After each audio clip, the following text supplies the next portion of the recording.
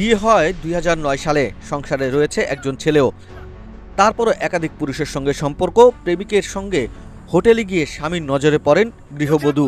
স্বামী পুলিশ নিয়ে আসতেই হোটেলের ছাদ থেকে লাফ দিয়ে পালালেন ওই নারী। প্রেমিককে ধরে ফেললেন তার স্বামী ও শ্বশুরবাড়ির লোকজন।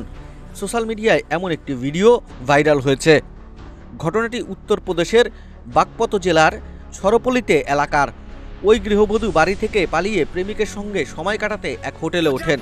তা দেখে ফেলেন স্বামী, পিছু নেন নারীর, সঙ্গে ডাকেন পুলিশকেও। হোটেলে ওঠার পর গৃহবধূ বুঝতে পারেন স্বামী পিছু নিয়েছে। সঙ্গে পুলিশ দেখে হাজতবাসের ভয়ে প্রায় 12 ফুট উপর থেকে ঝাঁপ দেন। স্থানীয় এক বাসিন্দা এই কাণ্ড দেখে তা ভিডিও করে।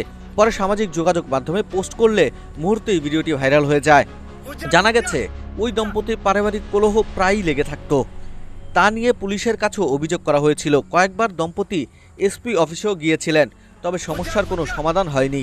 ওই নারীর স্বামী পুলিশে অভিযোগ জানিয়েছে স্ত্রী তাকে খুনের হুমকিও দিয়েছে। তিনি নিরাপত্তার অভাব বোধ করছেন।